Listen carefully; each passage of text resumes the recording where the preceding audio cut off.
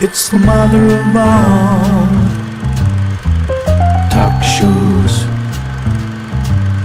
It's the mother of all talk shows. It's the mother of all talk shows. Go get 'em, George.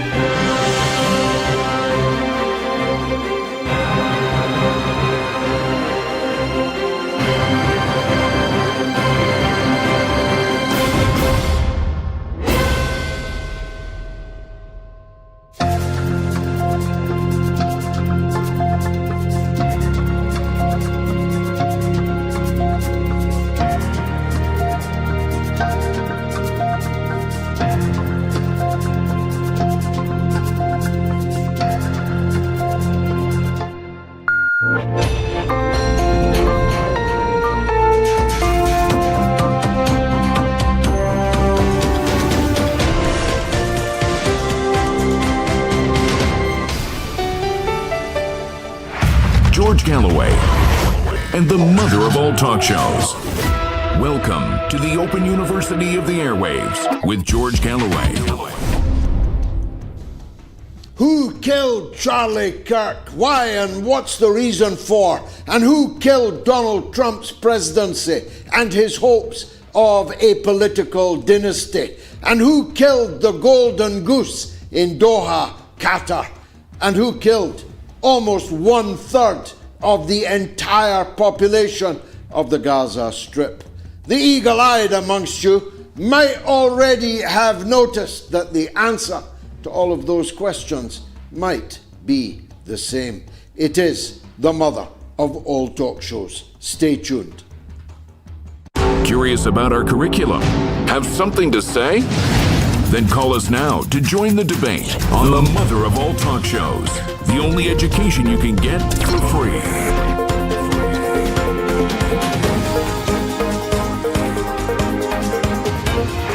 George Galloway, the mother of all talk shows. With George Galloway, the world is our classroom, and you're welcome to sit in and join the seminar. Let me deal first of all with the charge laid by Benjamin Netanyahu, by the ADL in the United States, and by pundits here in the United Kingdom.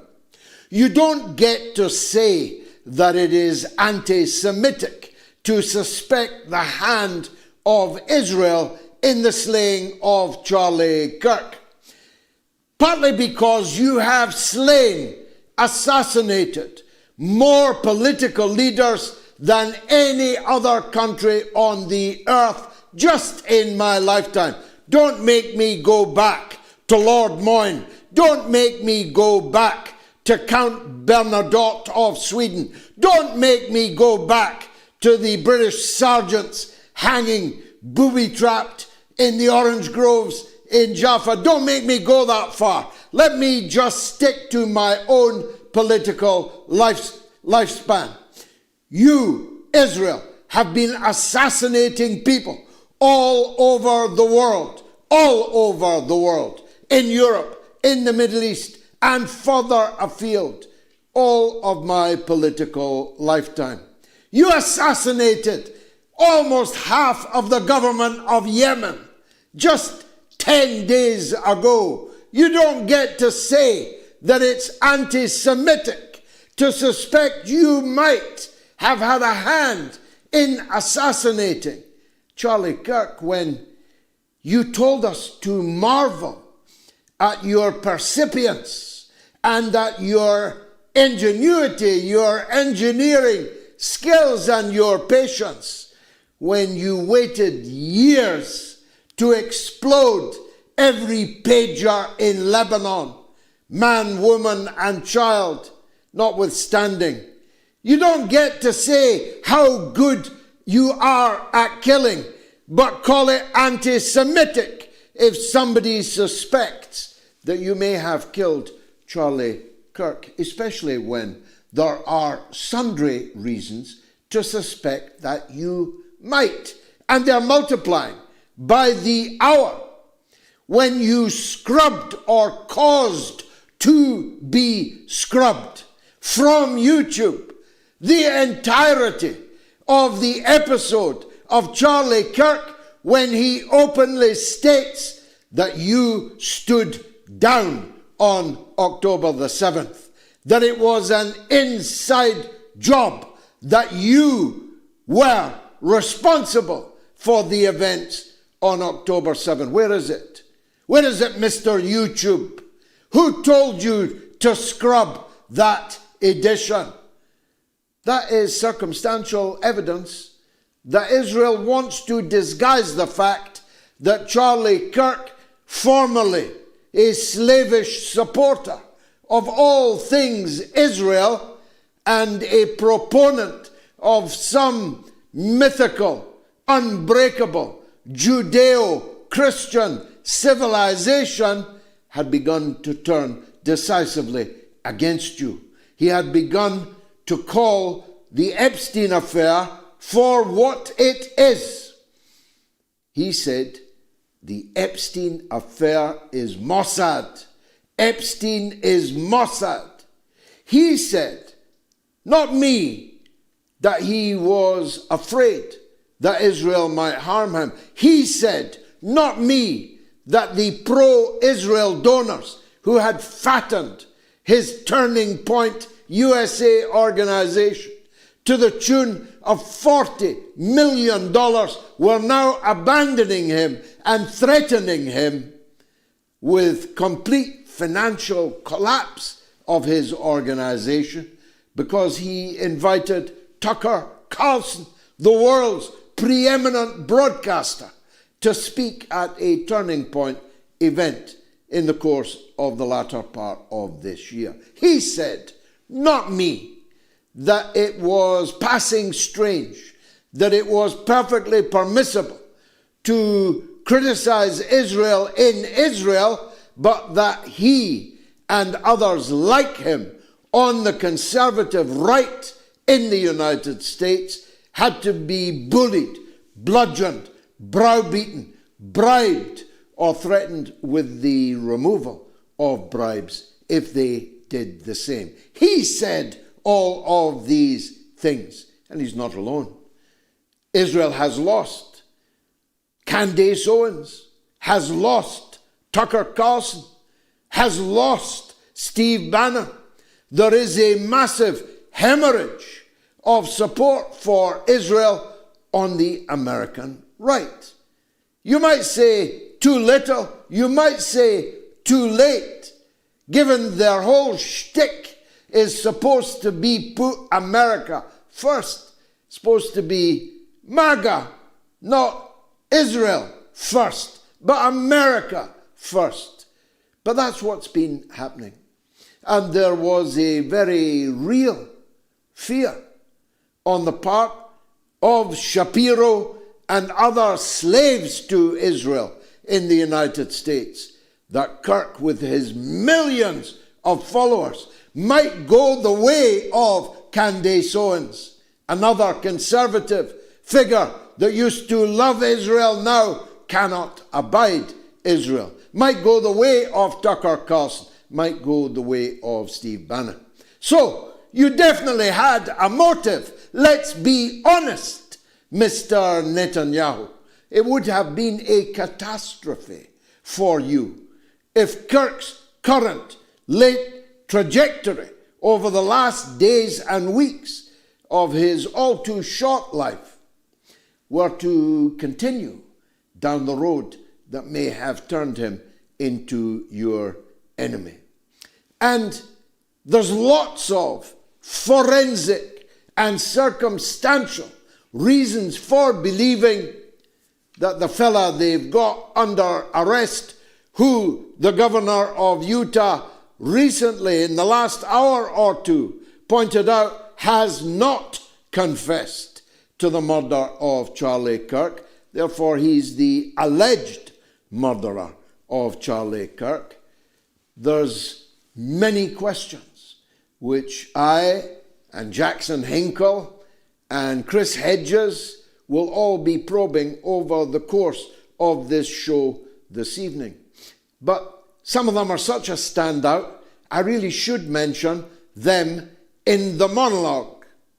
You see, when I look at the face of the man going up the stairs without a rifle, and I look at the face of the guy, the patsy, who had his father turn him in, his father, a right-wing Republican MAGA donor, turned him in, said that he confessed, though the youth is now denying that. When I look at the two faces, cheek by jowl, juxtaposed, I very, very much doubt whether these two faces are the same. When you discover that the fella who we are told is the killer was receiving visitors with out-of-state plates in the weeks before the events at the university in Utah, when you look at the not one but two decoys that emerged from the crowd in the tumult after the foul assassination, one of them, Zinn, a Zionist Jew, saying, I did it, shoot me, shoot me. The same man who was convicted under the Terrorism Acts for falsely claiming that a marathon was going to be bombed in the aftermath of the horrific crime that took place at the Boston Marathon some years before. The same man, Zinn, who says he was an eyewitness to the horrific terrorist attack on 9/11, coming under, as it is, increased scrutiny all the time. When you wonder why, in all of Utah, not even 1% of the population is Jewish. Scarcely more will be identifying as Zionist. That of all the gin joints in all the towns in all the world, Mr. Zinn happened to walk into Charlie Kirk's event, and when Kirk was assassinated, claim that he was the assassin and invite people to shoot him. When you consider the questions over the gun, the questions over where the gun was procured, the questions over whether Discord did display what the government in the US claims that it displayed, but which Discord denies ever appeared on their platform. When you discover that the bodyguards that were guarding Charlie Kirk were all of them involved in the most bizarre baseball-style hand signals in the literal seconds before the fatal shot was fired, when you consider the implausibility of this runt Robinson having scaled a drain pipe, changed his clothes, picked up a rifle someone had dropped for him, that presumably he'd never fired before, and with one single shot pierced fatally the vital organ in the throat of Charlie Kirk. When you consider the photographs, video of somebody running with a handgun in the crowd, handgun out in the crowd, in the immediate aftermath of the event.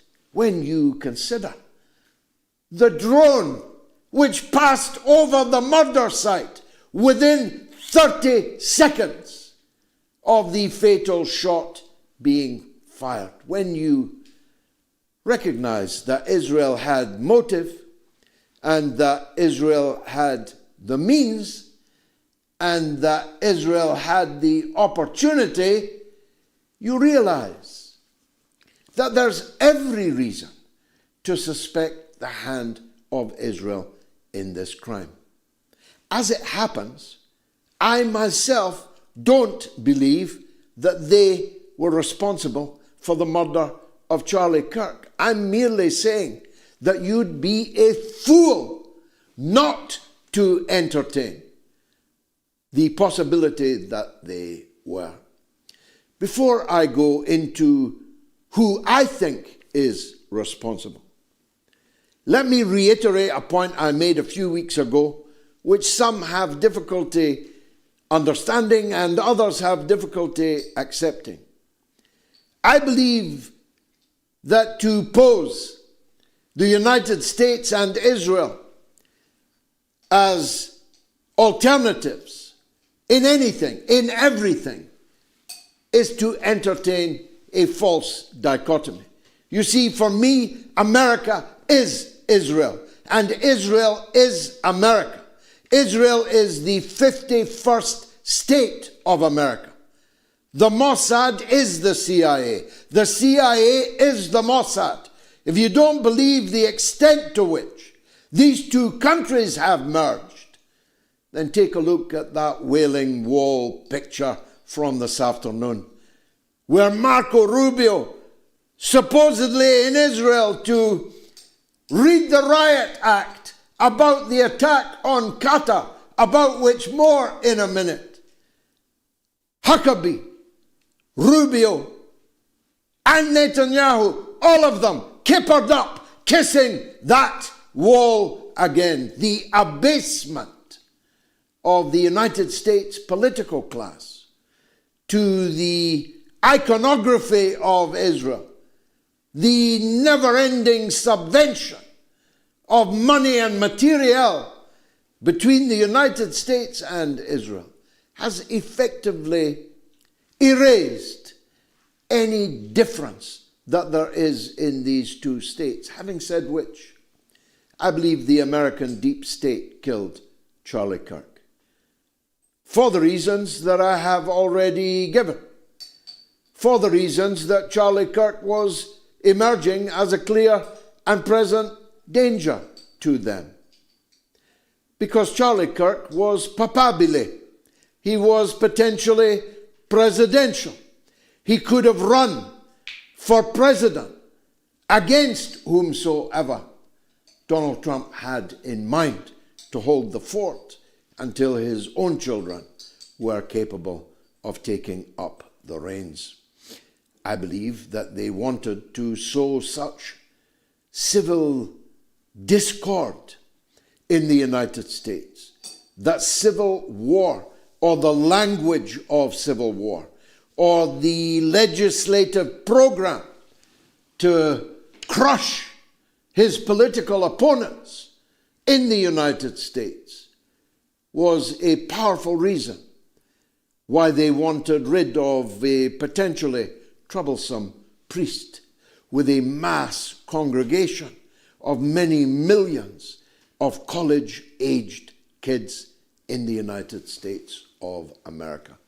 Just two more quick things on the subject of coincidences.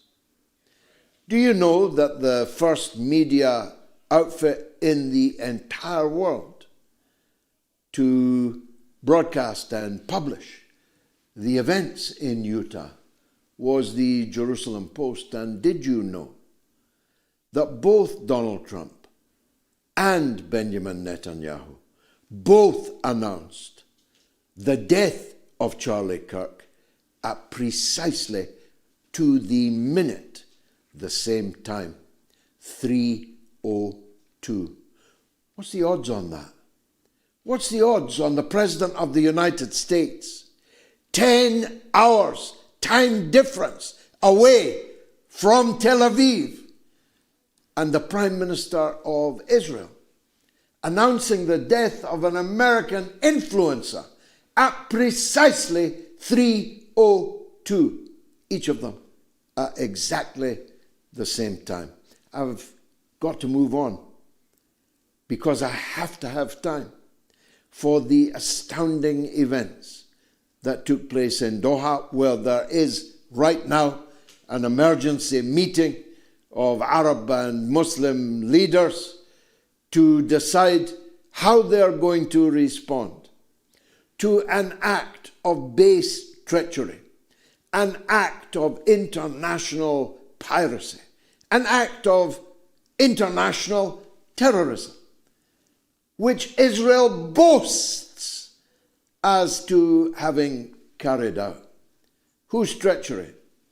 Israel's treachery? Well, yeah, I mean, Qatar's been your best friend in the Persian Gulf, and for a very, very long time, and more deeply than any of the others, and with a good deal less dignity than their neighbors in Saudi Arabia and elsewhere. So yeah, you betrayed Qatar.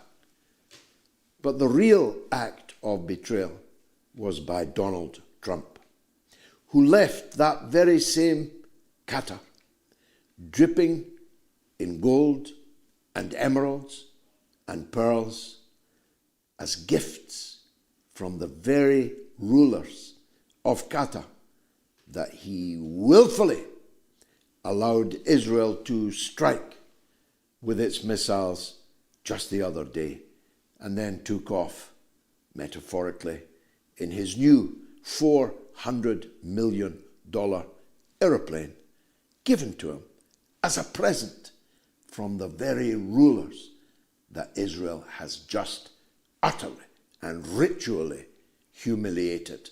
Much, much more coming up over the course of the next 2 hours. It's the mother of all talk shows.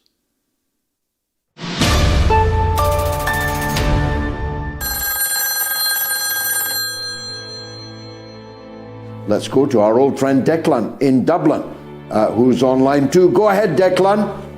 Right, George. There's a very big protest in the town of Taipei, the last Christian village on the West Bank. If they lose this, they are finished in the Holy Land. I'd like to take the chance to salute Francesca Albanese, who is the greatest woman, I think, of our generation. And the hope is that there are other Francesca Albaneses out there who will do something, because the Western churches, the Catholic Church especially, and the other main churches are doing absolutely nothing for their co-religionists in the Holy Land, just like they did nothing for them in Syria or in Iraq. They don't even talk about them, never mind do anything. And all these Christian politicians, and all these Christian leaders, and most of the Christian clergy haven't done or said even jack to come to their aid. They're not Christians, most of these politicians. When they say they're Christians, better count your spoons, or better still, count the burning Christian houses.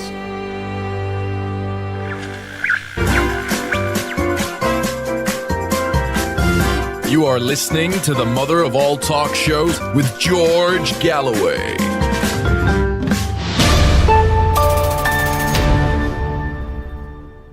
So here's the poll. After the Charlie Kirk killing, is the US heading to civil war? Yes or no? You can vote on my Telegram, t.me/George Galloway. You can vote on my X. You can vote on the YouTube community poll or on the YouTube stream. If you're watching on the YouTube stream, please make sure you subscribe to the channel and give your thumbs up to the show.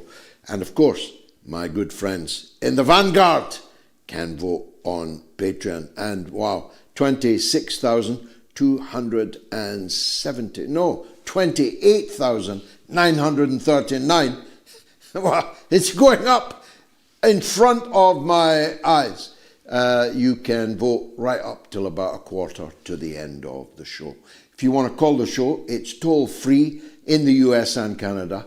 +1 844 944 3344. It's free of charge in Britain and Ireland. 0808 196 5522. And the worldwide number is 0044 203 966 2625.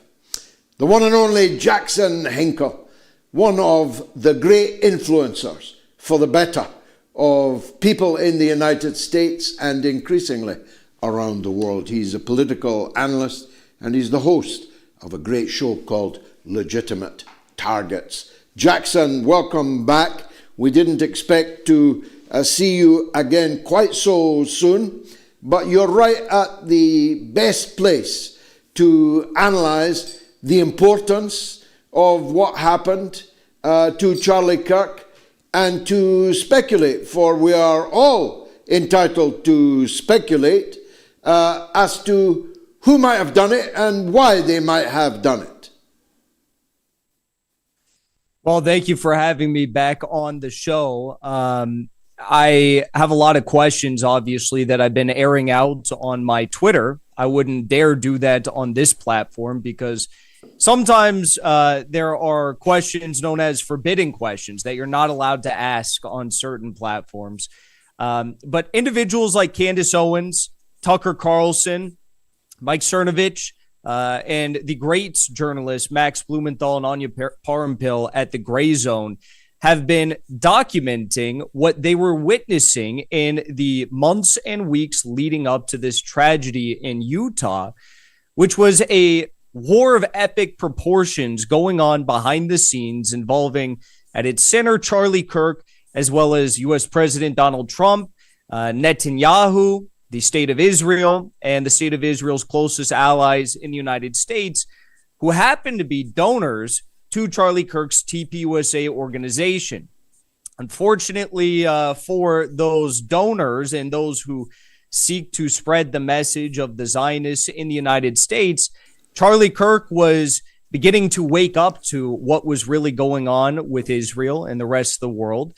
And he was challenging this publicly to a lesser extent, privately to a great extent, even doing it directly face-to-face to U.S. President Donald Trump amid the 12-day war with Iran when Trump was considering striking Iran. Charlie Kirk paid a very large price for this in the sense that his donors canceled on him.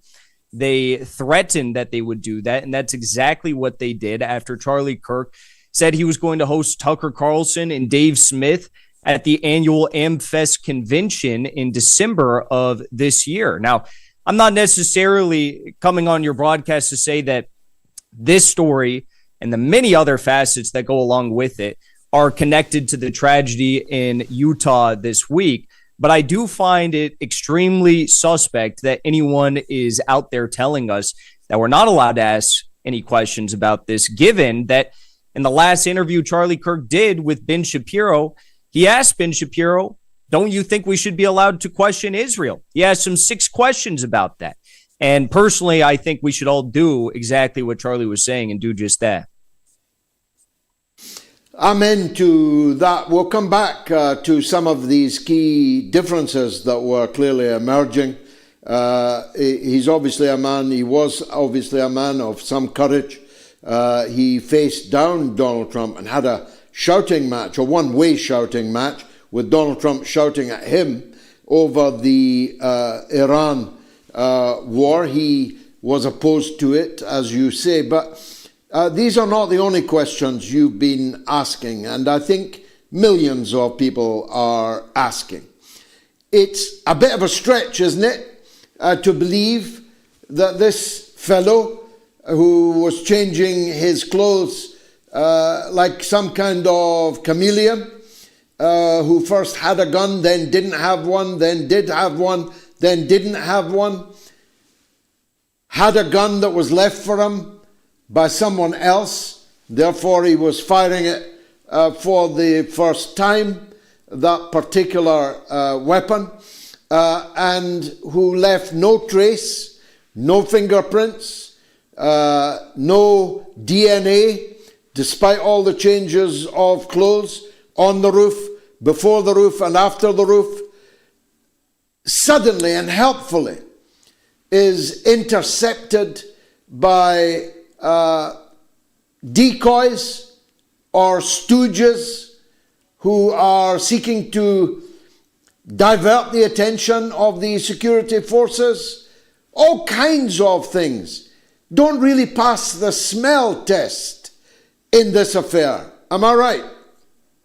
You are right. There's too much to even cover in one segment, I think, here. And the real shame is the FBI is not taking the time to answer any of the questions that you just brought up, or the questions that go beyond that even. They've been very tight-lipped, and they did mention one thing, though. The FBI came out a few days ago and said that foreign intelligence had assisted in the investigation that was ongoing regarding this tragedy in Utah. No updates on which foreign intelligence, what intelligence was provided, if any, if the intelligence personnel were on the ground in the United States, whether they were handling any evidence, so on and so forth.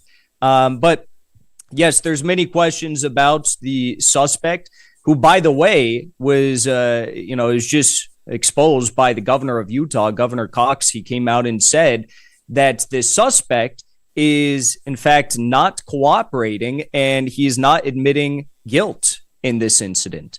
So that draws even more questions. Of course, you mentioned the chameleon-like character of the switching of the clothes. Why is it that there is absolutely no CCTV footage or security camera footage of the suspect with the Mauser bolt-action rifle? Why, if he disassembled the rifle, was it reassembled in the wooded area near the school? I don't know. I have a lot of questions about this. Also, one more thing, the former deputy director of the FBI came out just 2 days ago and said that initially Kash Patel's FBI claims that the suspect was wearing tactical gear during this tragedy, during the incident.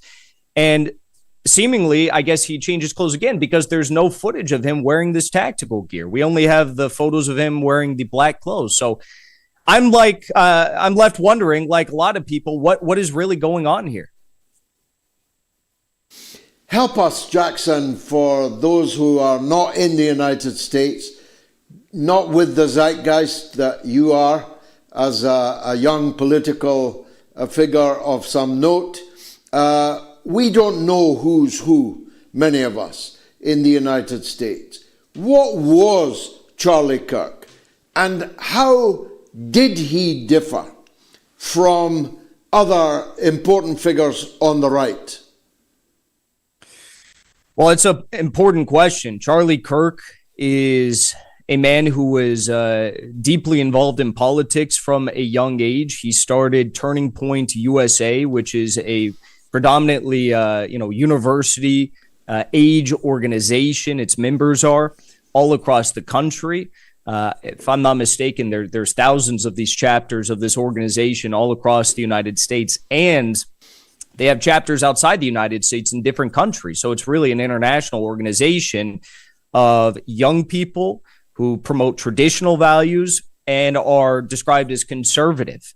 The key point here, though, is that through this organization, he built the infrastructure amongst the youth that rallied Donald Trump to his election victories.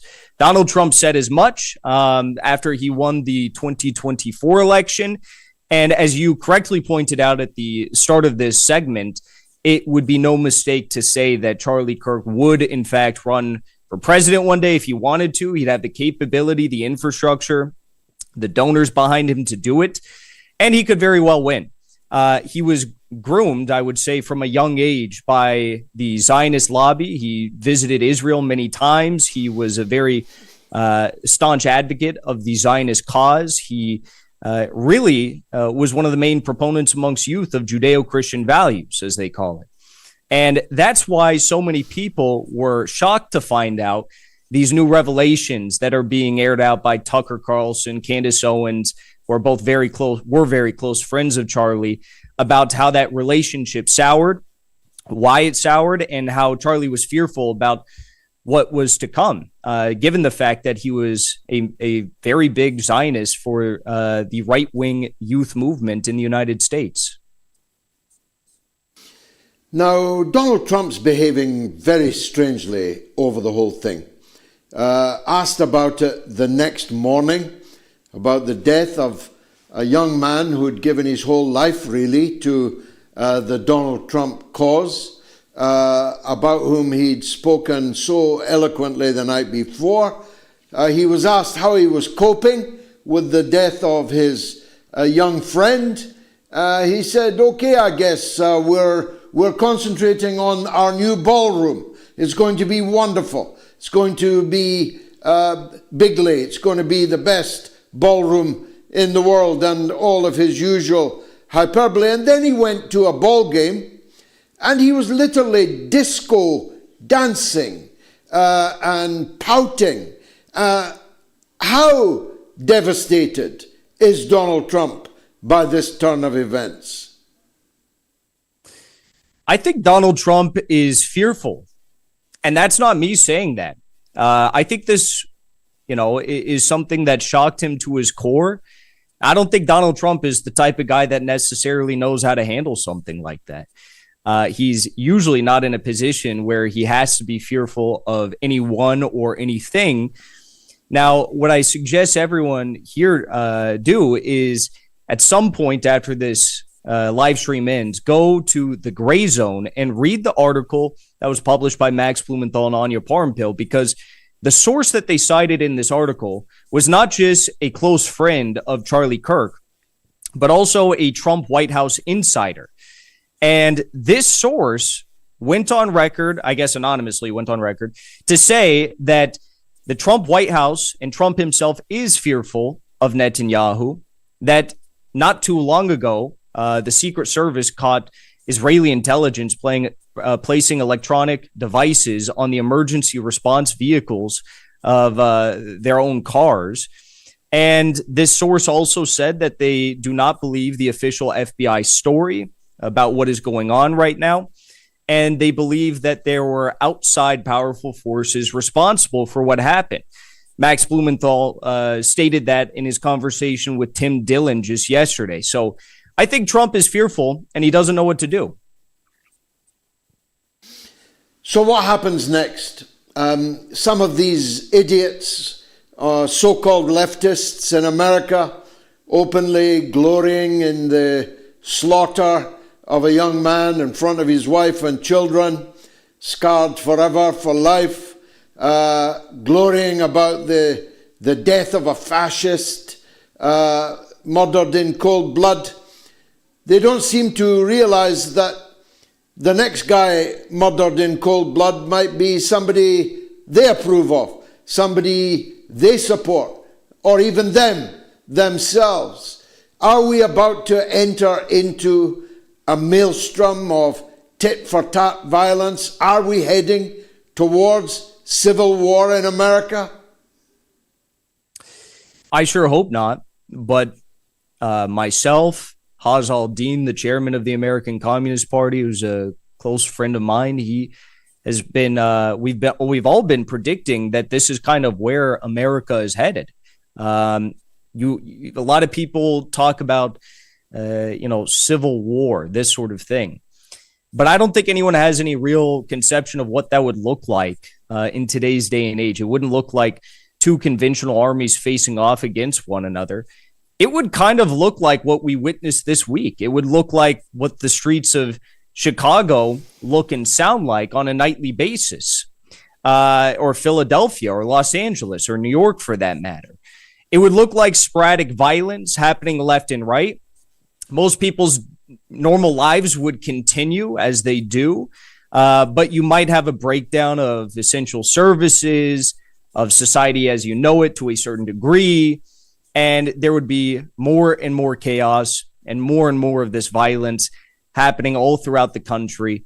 And maybe if it reaches a certain fever pitch, you might even have certain armed groups, factions that take shape and have different power centers across the country, different gangs, different militias, different political organizations. And I think this is a result of America's failure to address the root causes of these issues that the American people are facing. Why are we waging all these wars? It's what you've always been saying. We've always been saying, why not focus on the issues that matter to average people instead of the issues that matter to the top 1% of our country? Well, take care of yourself. Jackson Hinkle, political analyst, host of Legitimate Targets. Make sure you're not a target. We need you. After the Charlie Kirk killing, is the U.S. heading to civil war? This is shaping up as a very, very big and hotly contested poll. After the Charlie Kirk killing, is the U.S. heading to civil war? Vote on Telegram, t.me/George Galloway. Vote on my X. Vote on the YouTube community poll on the YouTube stream or on my Patreon, which is patreon.com/George Galloway. Let me take a quick break, then your calls right up to the hour. It is the mother of all talk shows.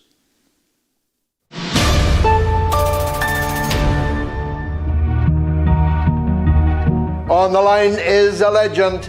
It's May in Oklahoma. On you go, May. I know that when you started out in life, you probably were an outcast. And because of that, you love you love the outcast and you love the downtrodden. When I first started listening to you, you actually said you were embarrassed to have to ask for money. And I told you at that time that you didn't need to be because you are worth your salt. Now you have MOATS TV, and I hope you have no shame asking for money to support, because I believe you're finally coming into your own and understanding how very, very important you are to many, many people all over the world, millions, I'm sure. And you also ask not only for their support, for their understanding, and you help motivate us to take action. I know you motivate me. And now you're being recognized all over the world. And I want you to remember, on those days when you just feel like you don't know how you can do it anymore, because we all feel that way. We see the pictures, we see the videos, we hear the news reports. You know, we Americans hear about shootings, and we all just despair sometimes. But I want you on those days to remember, number one, how far you've come from your beginnings. And number two, how far you brought other people along with you, because you are bringing other people along with you.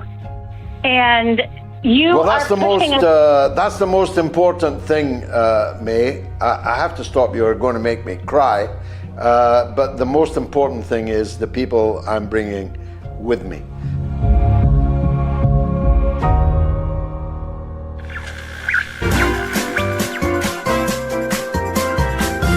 You are listening to the mother of all talk shows with George Galloway.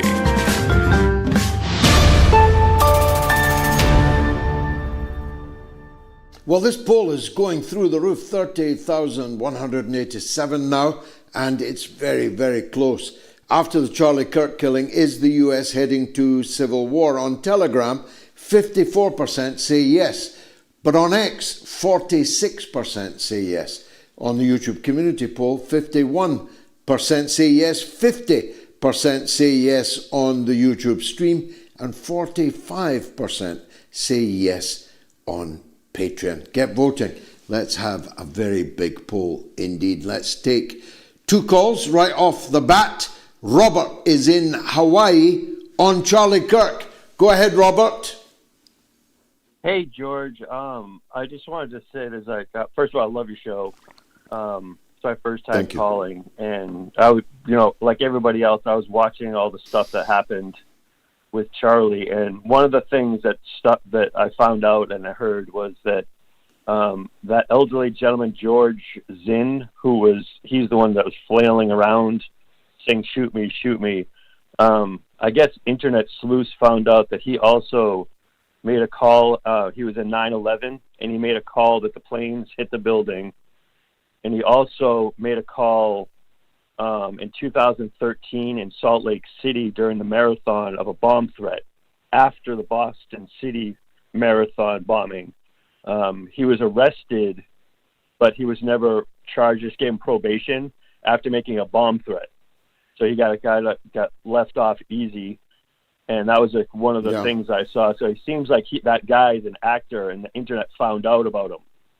And so it was it's the same thing as when in that Gray Zone article, your last guest was talking about how that Charlie may have been warned not to platform Dave Smith. And if you watch that video with Dave Smith, there's definitely a Zionist on the other side, and then Dave Smith's on one side. But Charlie Kirk let Dave Smith say his piece and just let him talk. And I think that could be definitely one of the reasons. And I'm in Hawaii, and seeing the Lahaina fires and all the things that happened with that was one of the things that started me down the road, I guess you could say, to the deep state. And so I started watching all the stuff and watching shows like yours. And, like Dr. John Campbell is also an English doctor that you guys have on it. I'm not sure if you guys have him on, but he's on YouTube, and he'll talk about like COVID and stuff like that too. Okay, thanks for that, Robert. We have actually had him on, although I think YouTube probably took the video down. Now you can leave comments on, if you're watching on YouTube, you can scan the QR code right now and leave a comment. I'll try and read out as many as I can. Refused says, a major influencer among young conservatives starts to shift his perspective on Israel to becoming more critical. Tells a friend he's afraid Israel may assassinate him, and lo and behold, he is murdered. Olabisi Rahim says there will never be a civil war in America because the killer of Charlie Kirk is the chief administrator of the United States of America government. And Al Catone says, I don't agree with Charlie Kirk, but I do agree with freedom of speech. And Pebbles McCann says Candace and Tucker have not lost. On the contrary, they have become more prominent after Kirk's assassination. And Arctic Koki says Kirk was losing his unquestioning loyalty to Israel. They preferred to remember him as he was. Let's go to Minnesota, where Abdi wants to talk about the same thing. Go ahead, Abdi. Assalamu alaikum, George. How are you, buddy? Walaikum salam wa rahmatullah. Go ahead, bro. I wanted to give you our perspective as a minority African immigrants living in the United States. Charlie Kirk, even African Americans, most of them, 98.9999% think of him as a scumbag who try to use a platform of racism, MAGA, a company with MAGA hat, and at the end, he got what he deserved. Mostly, that's what we believe. It has nothing to do with being leftist or rightist. There were 2 senators that was murdered in my own state a few months ago, Minnesota. Nobody talked about it. The guy who killed them, gun-toting MAGA guy who didn't like their policies and what they stood for in the state of Minnesota. Charlie Kirk, now I can come back and we can say, you know what? To be honest with you, as soon as I was listening to your opening statements, I had my eyes a lot wider open. And now come to think about it, I think Donald Trump's back is against the wall. And he was told, Donald, you scratch my back, I scratch your back. I'm going to go bomb Qatar. So Arabs cannot say shit to me. And I'm going to do this for you. So you give me the go-ahead. and I'm going to take care of that little kid for you. Because like that caller said, lately he has somehow shifted his ideas of even the MAGA point, like talking points, and Israeli talking points, and he was kind of like coming into like senses, like Tucker, the one from Fox News. I think his name is Tucker Carlson. He was coming back to his senses, and that's exactly what he deserved. From a minority point of view, he was against our existence. He has called a United States senator. Well, maybe so. She was there for maybe so. Abdi is no longer here, of course, to defend himself. And I'm not in a position to second guess what you say about the African American and minority attitude to his death. But I just caution you that once you start shooting each other, once your leaders are shot and killed, there's no guarantee that the others who will be shot and killed will be people that you dislike, will be people that you despise.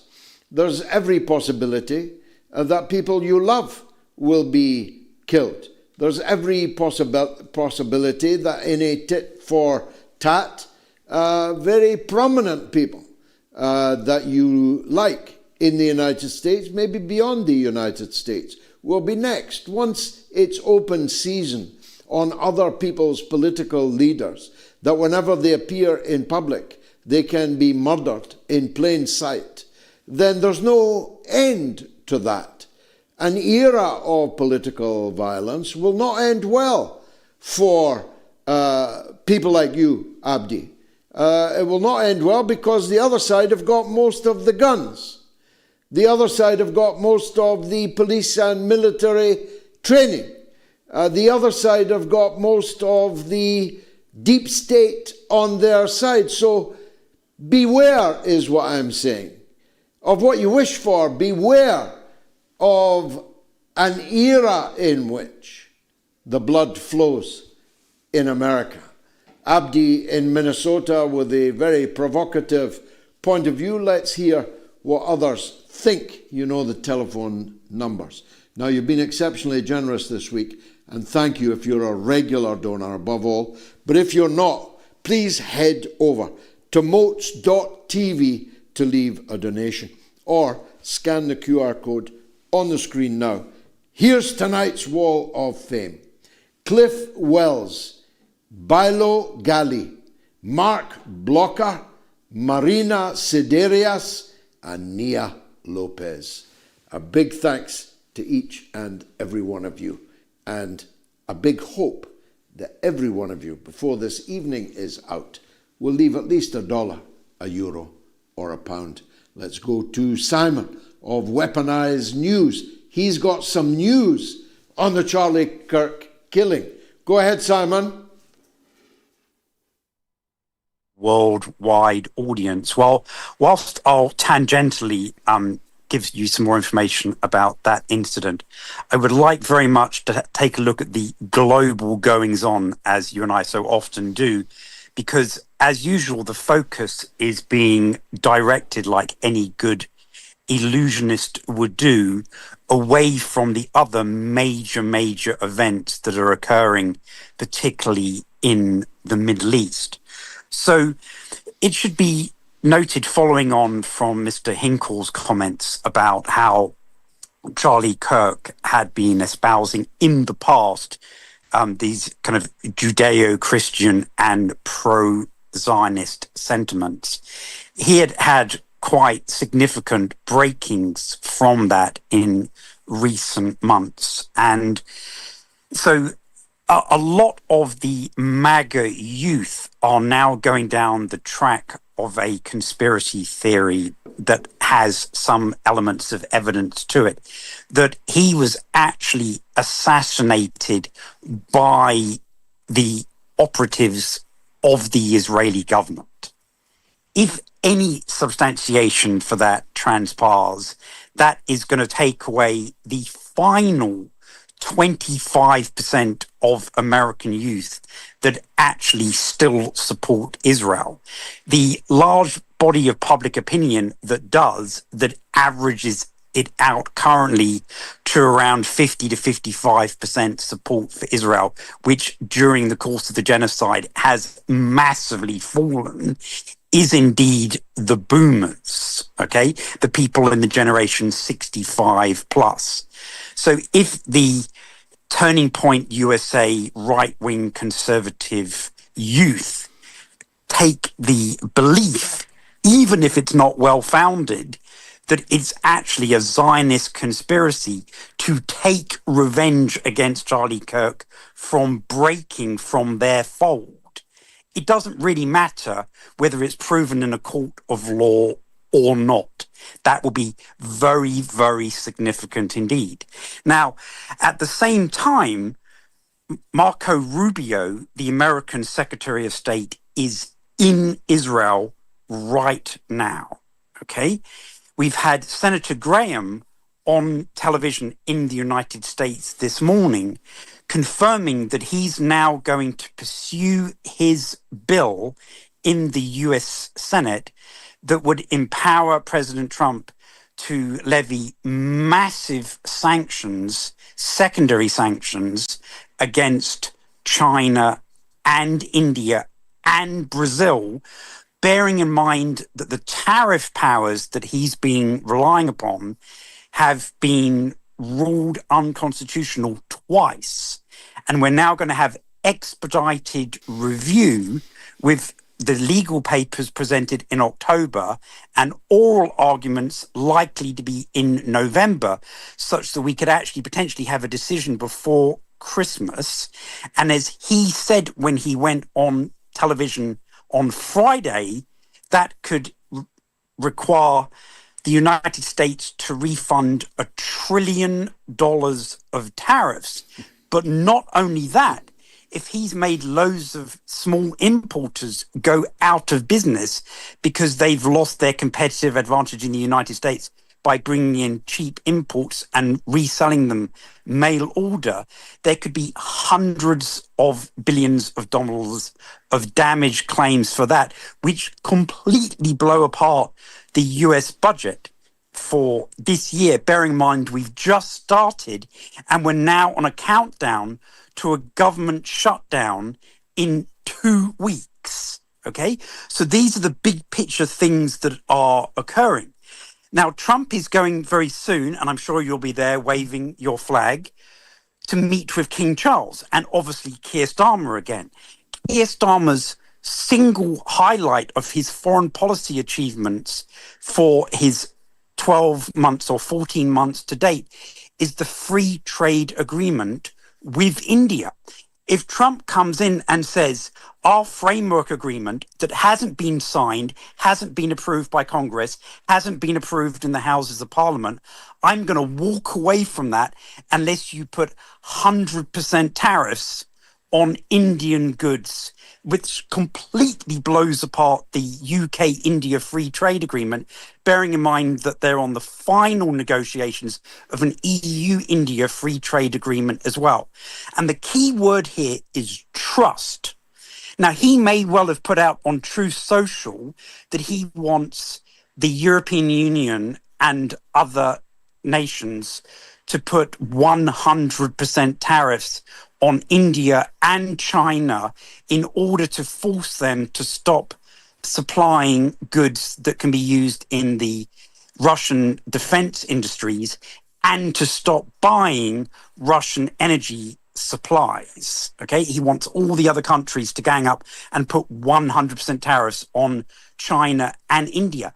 But if Britain and or the EU do that, right, let's say the Ukraine war gets a negotiated settlement in the next 12 months, hypothetically, if they have followed American instructions and put on 100% tariffs, not only will they harm their own economies, not only will they have caused turbo inflation that will have affected their individual voters, but they will have destroyed the trust built up over decade-long, very, very hard-won negotiations with those countries. And even if Trump says, okay, now you can take your 100% tariffs off because we have some kind of ceasefire in Ukraine. You've undone a decade of long technical negotiations with India and China for both Britain and the EU. How do you rebuild that broken trust, which is exactly what has happened with Qatar? As I've explained to you before, the Gulf cooperation countries, the 6 of them, are members of the NATO Istanbul Cooperation Initiative.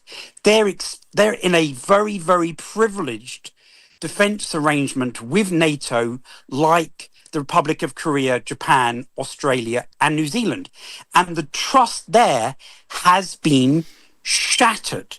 We have the Emergency Arab Islamic Summit meeting in Doha today with the foreign ministers, and tomorrow with the heads of government. And you and I, sir, are in agreement that those are talking shops and often have no definitive outcomes. But it should be noted that the Iranian foreign minister flew to Egypt, met with the Egyptian president before the meeting started today. The Egyptian president, Mr. Al-Sisi, has now called for an Arab version of NATO, not against Iran, but to defend against Israel. The Iranians have come out and said... Plates, the plates are shifting. I've got to draw it to a halt because it's the hour, Simon, but thanks for your typical eloquence and erudition. I've got to talk to a legend. It's Chairman Hawes in London on Kirk. He's the last caller of this hour at least. Chairman Hawes, fire away. First of all, thank you for having me, George. So a couple of things I wanted to say to you, George, on the Charlie Kirk thing. All I can say to you is JFK was killed in such a manner to sear it into everyone's brain. The Zabruta film created a manifestation in people's minds of how lost hope a president that was potentially a game changer was looking for peace, and they murdered him in such a way that it was seared into a generation's worth of life. Charlie Kirk is not the president, but he was in a kill box. George, what I want to ask you is this. Do you think it's possible the investigation that goes into this will look into the 3 or 4 men who are standing there in a box around him, who are on their phones doing hand signals, doing signals that you would use if you're in the military to basically put basically an action or an assassination on a target? That's what we were looking at. The guy to his right with the cap on who does a signal, then the guy who's in front of him to the left does a signal, touches his shoulder, then the guy directly behind him with the green top off, then there's the guy directly to the right of him who does his movements. And these guys, all of them, every single one of them, knows that there is going to be a shooting because they don't react in a way like everyone else in the crowd does. They're expecting something. So when you turn around and say Tyler Robinson is the guy that's done it, this was a military operation just like JFK. It was an assassination that was planned at the highest levels of the deep state. Don't call it Israel, because America did not kill JFK with just Israel. This was a deep state operation. This was the American government telling its people, you get to do what you're told. And if you don't, this is what we do to you. We execute you. That's what's happened here. And they've murdered a young man who was on the turn. He was no longer supporting Israel. He hated Benjamin Netanyahu, looked at him as a bully, and he saw what was happening in Gaza. And you got to bear in mind, Candaceowens had that journey, and she walked away from Israel, and Charlie was doing exactly the same thing. The last thing they need is a guy that's got 3,500 university campuses that follow him around like a god, potentially could be the next, a U.S. president. You've got to kill him before he does anything and turns on you. And that's what they've done. They've assassinated a young man who has the potential to be something absolutely life-changing for Americans. And he had turned his back on Israel. He refused $40 million from Bibi Netanyahu. He did not want to have anything else to do with him. Those are just my thoughts, and I just want to throw them in there. And if anyone can please let's find these 4 guys and ask them what the hell they're doing with these hand actions that they've got in place. That's it, George. Well, now that we know, Hoz, that the only evidence against this Tyler Robinson is the evidence of his father that he confessed to him. There's no other evidence. Tyler Robinson is now pleading not guilty. He's denying it. He's not admitting involvement. And I'm struggling to see what other evidence, other than the father turning him in, there is. I myself don't believe that the shot necessarily, the fatal shot, I'm not saying there wasn't a shot fired from the roof. I think ballistically there was. But I'm not at all convinced that that was the shot that killed him.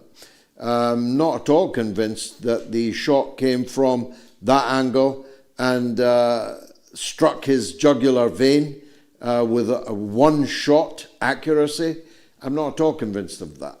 I think that there's every reason, looking at the action of his shirt from the blast.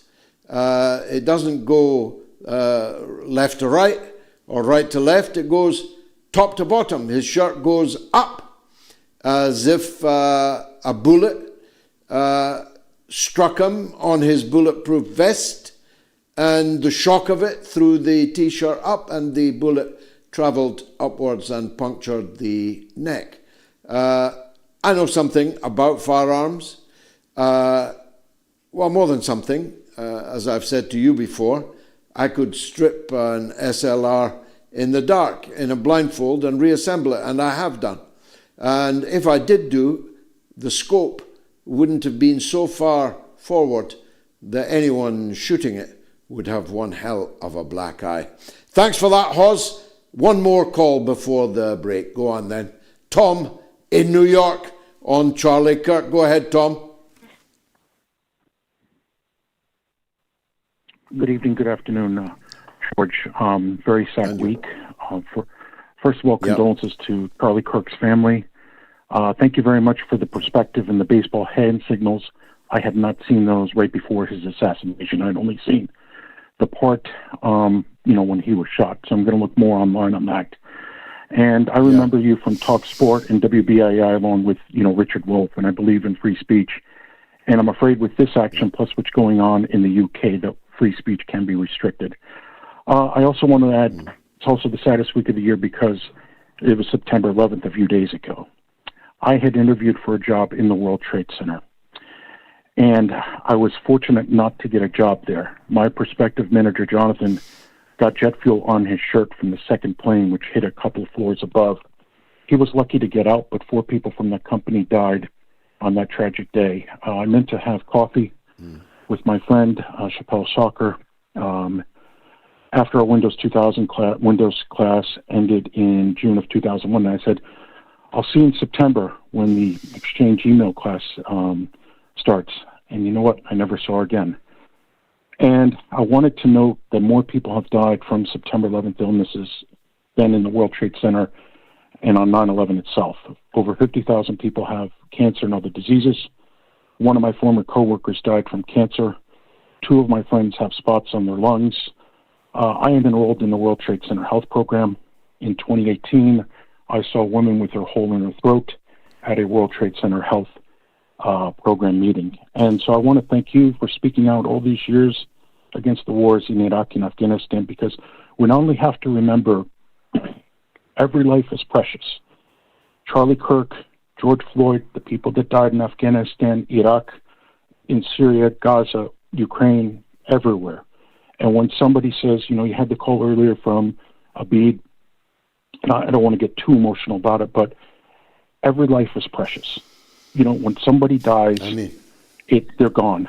So I just wanted to note that for the perspective. I'm going to go more. Well, it's good that you did, and it's a pretty awesome call, Tom, reminding us of how somber this week has been, and how somber it has been in history also.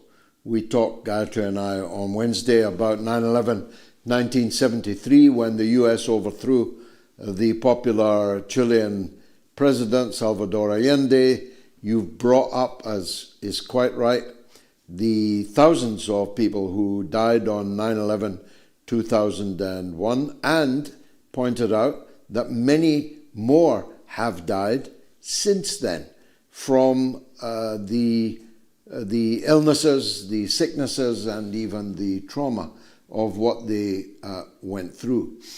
So it's a very significant, somber week, and I hope that we are marking it suitably. We've got one of the statesmen of the United States, Chris Hedges, coming up after the break, and I'm sure that he will add to the importance of this occasion. Chris Hedges coming up. Stay tuned. I'll be back in a minute.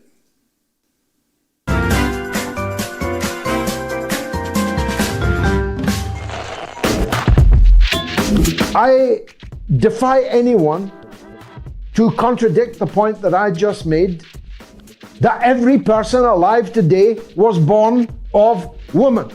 So why would we say that the people in the labor wards, in the maternity units, are people who are giving birth? Why can't we say women? Why can't we say mothers? Why can't we say women who are breastfeeding, mothers who are breastfeeding? Why do we need to say people who are chest feeding? All of these words, and indeed all of the trend that you say you dissociate yourself from, of transgenderism, transmania, I call it, are all taking rights away from women.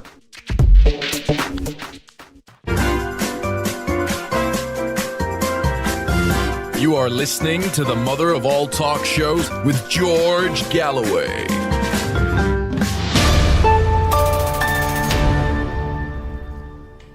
After the Charlie Kirk killing, is the US heading to civil war? Yes or no? I think this is the closest poll we have ever had, and 33,000 people have already voted in it. If you want to call the show, it's toll-free in the US and Canada, +1 844 944 3344. It's free of charge in Britain and Ireland, 08081 965522, and the worldwide number 0044 203 966 2625. Chris Hedges, political commentator, journalist, writer, and host of the Chris Hedges Report, joins us now. Thanks, Chris. Good to see you again. Pretty momentous events around the Charlie Kirk affair. Many people think, I'm one of them, there are more questions than answers at this immediate point in time, but it's quite likely that the American right will seize the initiative now, seize the opportunity now to introduce a new wave of draconian measures. They're talking about a Charlie Kirk Act. What might we expect from a re-energized American right? Yeah, well, you're very right. It's a very seminal moment and a very ominous moment for all of us in the United States. We have already seen movement. For instance, there's a bill in Congress, a provision sponsored by Brian Mast in the House from Florida that will give the Secretary of State, marcorubio, the power to revoke U.S. passports from citizens if they're deemed to have provided material support for what are called terrorist groups. We've seen how this has played out in the UK with Palestine Action, of course. We saw Rubio strip a Turkish doctoral student of her visa, essentially for an opinion piece she wrote in a college newspaper. We have seen this provision that was proffered by Tom Cotton, Senator Tom Cotton, in November of 2023, essentially charging mainstream press organizations, the Associated Press, CNN, the New York Times, Reuters, over photographic images, largely taken by freelancers, of what happened on October 7th. Trump, of course, has vowed to go after the quote-unquote radical leftists. You've had calls among the right to essentially block anybody who celebrated the death of Kirk. And this, of course, I think is a very easy way to go after anybody who criticizes Kirk. We've seen people removed from their jobs, MSNBC and others. So, yes, it's an extremely ominous moment, and it has given the far right essentially the green light in the name of Kirk's martyrdom and all of these things, as you well know, were already in process to essentially accelerate the snuffing out of what's left of our rather anemic democracy. It's a kind of Reichstag fire, isn't it? Yeah. Hitler seized the opportunity of the Reichstag fire to pass the Enabling Act, dismantle the parliament, dismantle all political parties, seize complete power. It's not entirely fanciful to think that Trump and those around him might try the same thing in the US. Yeah, well, it's probably won't be quite as swift. I mean, remember, if you go back, there was the assassination of a German diplomat. I was at 37 or 38, whenever Kristallnacht was in Paris, and that was used as the excuse to go after the Jews in Kristallnacht, destroying businesses, setting them alight, etc. It is a moment like that. It's like the Reichstag fire. You see it. You see tens of millions of Americans cheering, messages on social media for vengeance. Steve Bannon calls this war. I think it's a very frightening moment, and I expect all of this to come sooner rather than later. Let's not forget ICE, the creation of these masked goons, this kind of paramilitary force under Trump's big, beautiful bill. They will receive more money than all other domestic law enforcement agencies, federal law enforcement agencies combined. These will be massive detention centers built throughout the United States. And if anybody thinks that those are going to be reserved for undocumented workers, they're extremely naive. Well, Elon Musk, in a video to a right-wing protest in London, a very big one, yesterday, told the British to prepare for such a war also. So two countries no longer divided by a common language, but united by the political forces that are in play. It's a very troubling prospect, but it's also, for those of us of a certain cast of mind, a motive for the state to have done this themselves, to have arranged this themselves. In other words, to arrange a sacrificial lamb in Charlie Kirk. And many people are suspicious of that. Are you? I'm not in this particular case. I mean, sometimes these movements, for instance, let's take the assassination I referred to in the 30s. The Nazis weren't behind it, but they capitalized on it. We don't know. What we do know, which is interesting, George, is that there'd been a rupture between Charlie Kirk and his Zionist donors. And his movement was, like Bari Weiss and these other figures, is funded by these very, very wealthy Zionist donors in the United States. His base, we see it in the polling, so that even young far right or Republicans, whatever you want to call them, youth are not buying into the genocide. And Charlie had made statements right before his death criticizing Israel and the genocide. Apparently, according to the reporting in the Gray Zone by Max Blumenthal, there had been meetings between him and his Zionist donors, quite acrimonious meetings. And then, of course, what you saw immediately was Netanyahu and the Zionists capitalizing on his death, essentially papering over. Apparently, Kirk had quite acrimonious contact or words with Netanyahu himself who apparently issued threats against him and his movement if he didn't line up behind the Zionist project and the genocide. So there's that it will be weaponized is without question. It already is being weaponized, and it will be weaponized on behalf of the Zionists. The Zionists have used anti-Semitism on college campuses and in the media as a kind of trope to essentially shut down all forms of dissent, and that's what we'll see here. So, that's the final irony, is that apparently Kirk had essentially broken with the Zionist movement at the time of his death. And will it work? Is there any countervailing force? Anyone going to stand up to this enabling act kind of atmosphere? No, the Democratic Party is utterly supine.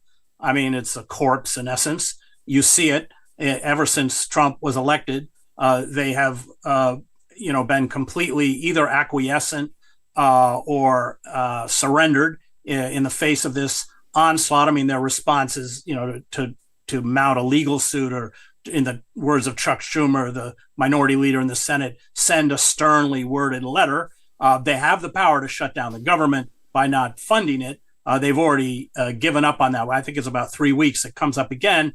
I don't think they'll do it. That's the problem. We've seen the universities surrender. Even the mainstream media has surrendered. CBS is about to appoint Barry Weiss, this fervent Zionist who spews all sorts of Islamophobic hate speech, as the head of the news division. It's kind of staggering. So the institutions that are tasked with protecting democracy have already become so corroded that at a moment of crisis, they'll, I fear, become largely ineffectual. And is there any shock to the system? I had to laugh, despite the seriousness of it, at the governor of Utah saying we had hoped that this would turn out to have been done by foreigners, or at least by minorities. But it turns out it was done by one of us. What's the shock to the system of that? Right, and let's be clear, he did that while standing next to the director of the FBI, Kash Patel, who's an Indian immigrant.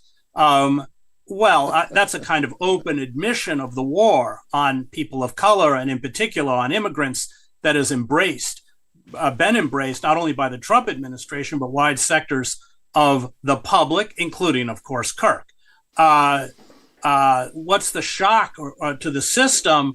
The shock to the system is that one of their own got taken down.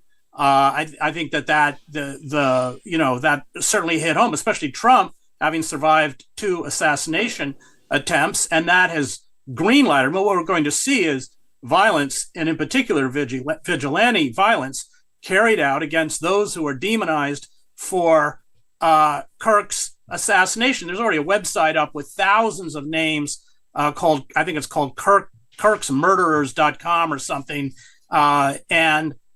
with the pictures of these people. So I think these are clearly just target lists. I think what's coming is going to be very, very frightening. And we go back and look at the kind of chaos spawned by the Red Brigades in Italy or something. That's kind of what I fear we could see. Well, it's sure frightening me, Chris, as you describe it. Can we turn, using your expertise, former Middle East chief for the New York Times Pulitzer Prize winner, to the events in the area? There are new figures. I'm not sure I can believe them. They are so horrific. I just don't want to believe them. That 31% of the population of Gaza has been killed in 2 years. Whatever number it is, it's vastly higher than the figure that most people have got in their mind, and of course, almost unquantifiably bigger than the number of people killed on October 7th. Is this killing just going to go on and on until there's nobody left to kill? Yeah, or they're already building, in essence, large concentration camps patrolled by the IDF and these mercenaries in the so-called Gaza Humanitarian Foundation. Well, the numbers are clearly much higher. I mean, even the IDF now is saying 200,000. But I know just anecdotally, as probably you do, I worked in Gaza quite a bit, that colleagues and friends who we would hear from sporadically, we just don't hear from anymore. And then other friends and colleagues who have had whole family, members of their families wiped out, because when you take down an apartment building and they don't recover the bodies, these people don't end up in the morgues of the hospital, so they're not counted as dead. So there's no question that the numbers are exponentially higher, probably in the hundreds of thousands, without question. In terms of what Israel will do, Israel has made it very clear. They don't hide it. The goal is to remove the entire population of Gaza, ethnically cleanse Gaza, and then turn on the West Bank. They will continue with that goal unless there are outside forces that stop it, in particular, the United States. The United States, of course, is not going to stop it. I think Israel gets $3.8 billion a year in security assistance from the United States. But since October 2023, they've gotten $15 billion surplus. Of course, the genocide could not continue without this support. Most of the munitions, Israel exhausted its stockpiles of munitions months ago. It all comes from the United States. Well, the UK helps, along with, of course, Germany. So, unless there's some outside force that blocks this draconian plan to empty Gaza and then potentially empty the West Bank, I don't see Israel being stopped. Well, maybe the Arab League and the Gulf and other Islamic conference leaders gathering in Doha will figure out something to do. What do you think? Well, they haven't yet. They haven't done much. In fact, of course, Saudi Arabia, UAE, and Jordan, after the Houthis disrupted the maritime shipping, the only countries that actively attempted to halt the genocide is Yemen, that disrupted the maritime traffic, built a huge land corridor to truck in all the consumer goods and vegetables and everything else that Israel needed. And I saw it. I was in Jordan last summer, literally miles of trucks going over the King Hussein Bridge to sustain the Israeli economy. That's a UAE, Saudi, Jordanian initiative. It's a very courageous journalist, her name escapes me, who exposed the companies in Jordan that were complicit in this, got a 1-year prison sentence. So it's the Arab countries. It makes me get on my knees every night and pray for, the return of Gamal Abdel Nasser, who would not have let this happen. Whatever you think of him, that old non-aligned movement, Tito, Nehru, Nasser, this wouldn't have happened. Amen. Chris Hedges, as always, a tour de force, political commentator, journalist, writer, host of the Chris Hedges Report. Let me take a quick break, then it's your calls right up to Gayatri's social media news roundup. Stay tuned.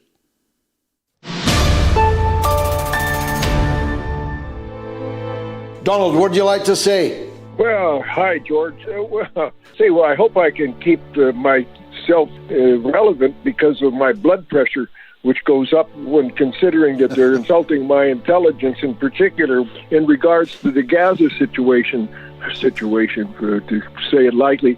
It is ridiculous how these things are characterized, particularly in the people's minds of who's right and who's wrong and who's on the best side of history, as terrorists. This is absolutely insult to the intelligence of anybody in the right-thinking human being. It is, yeah. but we have to face something, Donald. You are an exception in Copenhagen. I never watch or listen to mainstream news or read it. But today, for some reason, I heard the Global Newsroom hourly news bulletin. And it was as different a perspective as you and I could possibly imagine. And the parallel universe that we are living in. Admittedly, more and more of our society is finding its news and its analysis in places like this, the mother of all talk shows, and other similar events.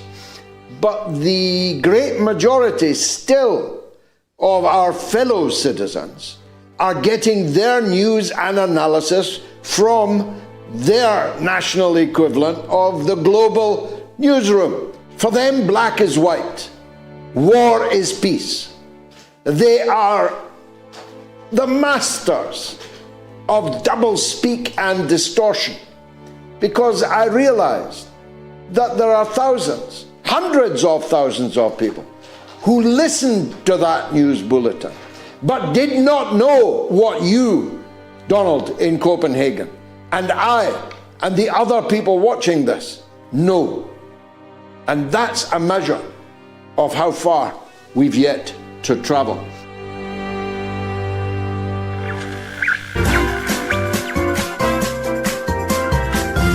You are listening to the mother of all talk shows with George Galloway.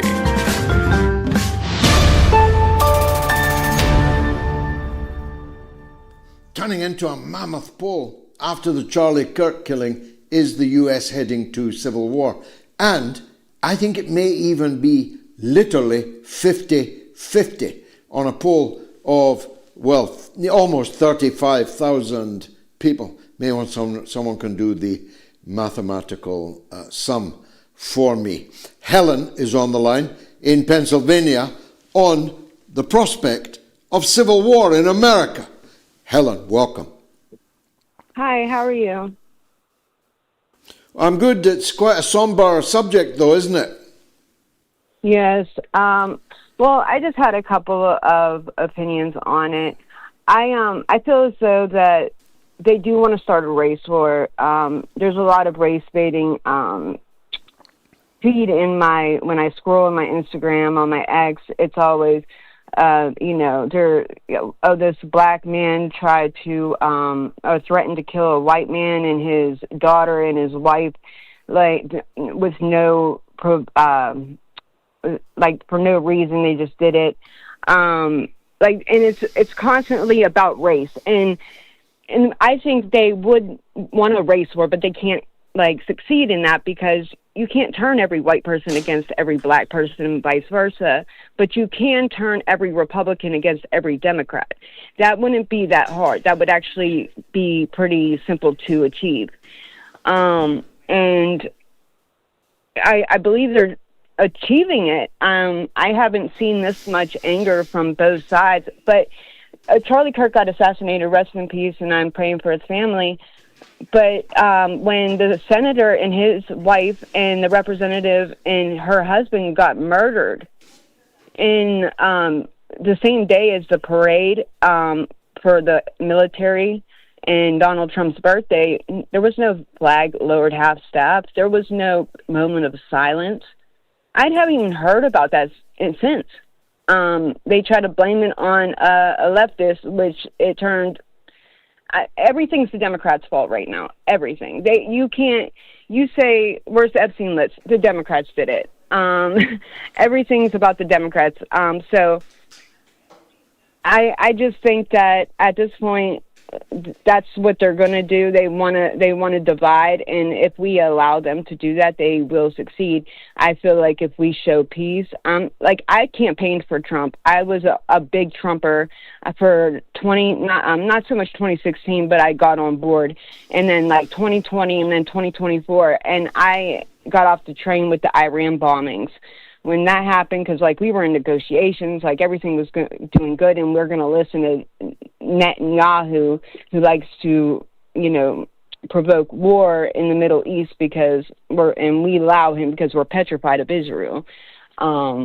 Israel is not our ally, but they are our biggest worry because they could destroy this whole world. They have enough nuclear weapons. It's... Frankly, Israel is you.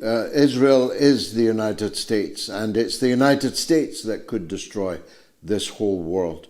And the neocon crazies that you have got at the top of your political tree are a clear and present danger to the survival of the human race. Of that, I'm in no doubt, and was in no doubt even before the events of the last few days.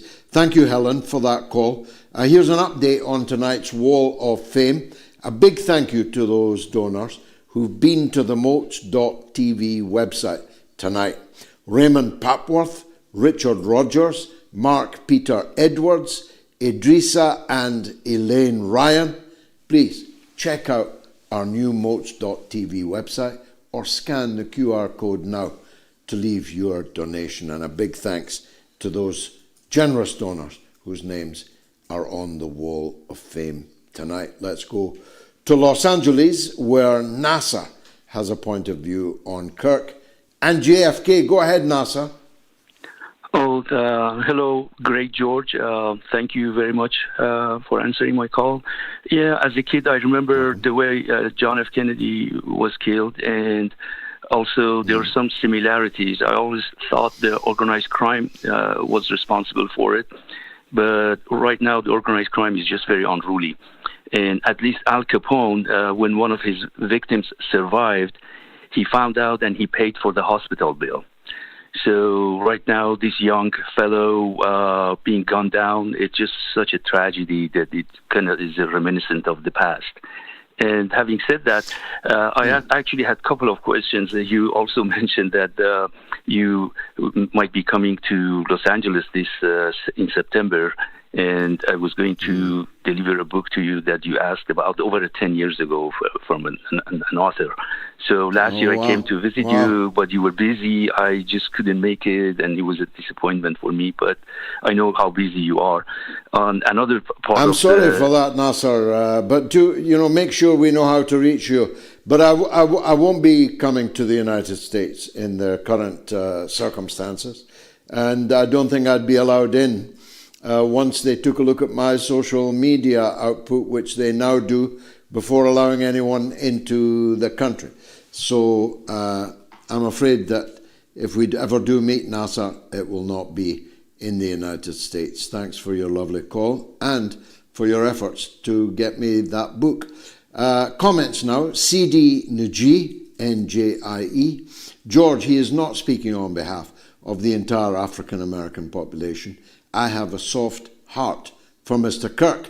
And Benjamin Manning Music says, Kirk was turning against Israel. It's a pity you didn't debate him, Gigi. He was a lovely fellow and you'd have agreed on certain issues. Middle Eastern guy says everyone is discussing Charlie Kirk's assassination and yet seem to have forgotten about the very real ramifications of the Israeli attack on Doha. The timing is interesting, to say the least. And R.D. Patterson sends $4.99. Thank you very much. Israel sent a message to Trump via Kirk to play ball on Iran or else. And Z.A. Lugazade says, why is George Galloway not talking about the Tommy Robinson March in London yesterday? Surely that is more important than Charlie Kirk. Well, it isn't actually, not in a worldwide global show. It isn't. But why don't you call the show and you speak about it? If you are in the UK, it's free. 08081 965522. I look forward to hearing from you. Simon in London on Mandelson's sacking. That is, His Majesty's ambassador to Washington has been sacked. Go ahead, Simon. Hope you're well, George. Yeah, I think this week is going to be a very significant week. As you know, the past week, Mandelson was forced out because of his dalliance with Epstein. You're one of the few people who actually pointed this out this week, a couple of days ago. Reading the emails that have emerged, it's obvious that it was a dalliance. That's exactly what was happening between them. There was a clear dalliance, and he was being worked from behind. As Starmer's being worked from behind by Tony Blair. However, what surprises me is why anyone is surprised that it's come to this. and Mandelson has been caught out this way. A man who's been sacked twice doesn't get sacked a third time by accident, Now, remember, Mandelson was handed his role by Starmer without any vetting whatsoever. A qualified barrister is Starmer, though an abysmal one at that, Who would hire Starmer, He merely sent him 3 questions by email, Now, to me, that sounds like a form of plausible deniability to me, But before returning to Mandelson issue, remember last year during the presidential elections, Lamy, Starmer, and the other neocons in the Labour Party, including some Tories too, threw everything behind Sleepy Joe Biden. They threw money. They even sent people to America to help the Democrats, sent 100 of Labour's finest. Yeah, exactly. They sent 100 of Labour's finest campaigners. That's why they lost. The help campaign for Kamala Harris in the end, even when Biden was found to be not suitable, as I said. And Lamy hurled insults at Trump. Not exactly the wisest. Britain's America's junior partner, although some would use stronger words like lapdog. I would use an even stronger word than that.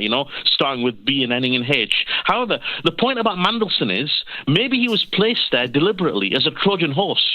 Designed to undermine Trump's presidency. Now, I'm not a fan of Trump, as you know. I've said he's probably in the Epstein papers, and it's very clear now he is in the Epstein papers from what I'm seeing, But one thing he did do well, despite all of his faults and his many faults, even with the Russia thing, one good thing that he's done is he's tried at least to end the Ukraine war, Now, the Europeans, NATO, and the Blairites, I mentioned Blair's working Starmer from behind, and he of course, was Mandelson's former bosses, They need this war to continue, even if it drags America in very, very deep. Now, this is why this week's meeting is very significant. Now, when I was in school, George, I was rather a bad schoolboy, and I always used to know when I was going to get what's colloquially known as a good bollocking, And I think it's very clear to me that Starmer's going to get bollocked publicly.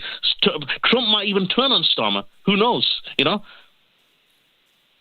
Well, he might. And this presidential visit next week is shaping up to be a disaster. Britain now has no ambassador in Washington to accompany the president and to guide the government through whatever issues are going to be raised when Trump gets here. It is going to remind everyone of the Epstein affair, which I believe is at the heart of this whole matter. I believe that Trump is so exposed, compromised by the Epstein affair, that he would be forced to resign from office, and maybe worse, maybe more serious than that, depending on whether the incoming vice president was ready to pardon him of any and all offences that may be revealed, even though those offences may be horrific indeed. I believe that many things are being sacrificed. Many pawns are being sacrificed to protect the king. The king, of course, being Donald Trump in this affair. The jury's out on whether Donald Trump is really trying to stop the Ukraine war. I think on balance, he's at least not pursuing the war as enthusiastically as Joe Biden or Kamala Harris would have done, but I see little sign that he's actually trying to bring it to an end. Unless you're saying these chihuahuas with their 11% and 13% in the public opinion polls in their countries, MOATS, Macron, Starmer, are too formidable for Donald Trump to simply tell them to sit down and bow out. And I don't believe that that is true. So I can't give Donald Trump a clean bill of health on anything.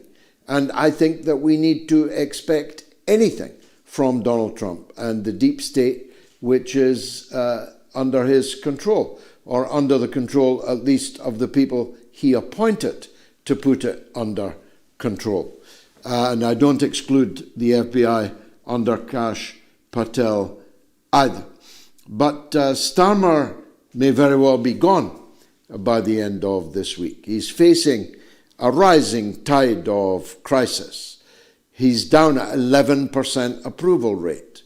The British economy is in stasis, zero growth. It will very shortly, over the winter months, move into recession. His support in the country has evaporated more rapidly and more completely than any politician's support has ever evaporated. He won a landslide majority in Parliament in the last general election just 14 months ago, and now 11% of the people approve of him. And a big demonstration called by flag shaggers of all kinds, Lawrence Fox, Tommy Robinson, and people of that ilk, joined by Katie Hopkins, dear God, joined by Elon Musk, doing himself a lot of damage, I must tell you, particularly in his court case against me in Dublin quite soon, Elon. It's all chalking up, mate. The way in which the right under reform, I mean, Farage wasn't at that march, I don't think, and others didn't go because they knew the kind of leaders that there would be on the streets, the kind of people who show their love of country by urinating all over it, having been tanking themselves with beer throughout the day and even before arriving at the demonstration. The stench of alcohol and urine around central London has to be believed after yesterday. But that doesn't mean that everybody on the demonstration was a fascist. It doesn't mean that everybody on the demonstration was a racist, although every racist and every fascist was on the demonstration. There is a huge body of opinion in Britain on the conservative side, conservative small c I'm talking about, who are so clear that Britain made a gigantic mistake in electing Keir Starmer that it must be put right as quickly as possible. And they see, as people on the left like me see, that this government, this Labour Party is not fit for purpose. Now, many of them, most of them, will not vote for me. It was a big demonstration. There was at least 200,000, maybe 300,000 on that demonstration. That's not a small number of people. And if we merely recoil at the sea of flags being shagged and the sea of urine flowing through the centre of London, we'll be making a mistake, because hurling epithets at people never changed their mind. Nobody changed their mind because you called them a racist. Nobody changed their mind because you called them a fascist. You have to have better arguments than them. You have to have better leaders than them. Now, given that their leaders are Tommy Robinson, Lawrence Fox and Katie Hopkins, well, I say that Jeremy Corbyn and me are better leaders than them. But it's up to us to prove it. Now, we all got busy lives and you may miss MOATS occasionally. Don't fear, there's a MOATS podcast. You can download it each week to catch up on what you missed. Just scan the QR code there on the screen now and you can rate it as well. That will help us. This week we're in the top 10 for politics in Kenya, Trinidad and Tobago, Venezuela and Egypt, and have entered the charts in the top 30 in Spain, Qatar, Turkey and Japan. Well, Steve is in Phoenix on Charlie Kirk. Go ahead, Steve. Hi, George. Big fans. My wife and I watch you regularly. My thing is, in this time of deception, we have to not make assumptions that this wasn't just a Hollywood performance where Charlie Kirk may not have even been shot. There are a lot of anomalies there that I saw on a Rumble video where they dissected the video of him being shot, and there are a lot of things there that point to the fact that the thing was just a stage show. Part of it was the man filming it never flinched when the shot came, and that seemed kind of unusual. And then they broke down the video, and you could see something under his shirt. And some say it was a bulletproof vest, and others say he wasn't wearing a bulletproof vest, but it was something moving, and it could have been like a blood pack. And then someone else was saying, ballistically, if somebody's shot like that, there's usually, if it hits a jugular or a carotid, it would be blood spray all over the place. And there was nothing. It was just sort of a bubbling up, like in a Hollywood movie. It didn't look like nothing to me, Steve. It was a truly horrific thing to watch. Basically, the blood flowed unchallenged out of his main artery, and he bled to death. There are a number of strange things. Where's the recovered round that killed him, for example? We're told now that round has never been recovered. So we can't ballistically say what weapon was used to kill him. And that would be a highly significant omission, in my opinion. I've already opined about my doubts about the likelihood of this whippersnapper having the ability to fire a weapon he was firing for the first time and strike the jugular of a target 140 yards away. It's not impossible. I've had lucky shots, but it is highly unlikely. It seems to me that there were other shooters. I saw his wife grieving over his body today. I'm not in any doubt that Charlie Kirk is dead, that his poor wife is grieving, and that his children are now orphaned. So I'm sorry I can't go with you down that road, Steve. Let me go to Lisa in California on Kirk. Go ahead, Lisa. Hi, George. How are you? Thank you for having me on your show. Yeah, what I wanted to talk about is, I'm closer to your age at 56, and the younger kids believe that this was a shooter from the right, that he was a groyper, a follower of Nick Fuentes. And the way that they look at it is that the memes he used were the right saw them quickly to say anti-fascist, but actually it was the two Helldiver game references where they dropped the bomb. It was the Bella Ciao song, which the groypers, the Nick Fuentes followers, used to troll Charlie Kirk back in 2018 to 2020 during the groyper wars, where they would show up at Charlie Kirk's events and troll him. Because the difference, it seems, from what I can understand, between the conservative movement of Charlie Kirk, where they had embraced Israel, the groypers were anti-Israel. And so the Bella Ciao song was used to troll Kirk. Then you have the two, the transphobic and the homophobic slurs. And so, I think that it was quick and easy for elder people who might not be in the lingo of the memers to see some of these phrases as left-wing inscriptions when they were meme trolls from a far-right boy, it would seem, to the younger kids today. Well, that is a fascinating perspective, Lisa. I'm not qualified to judge what weight to give it.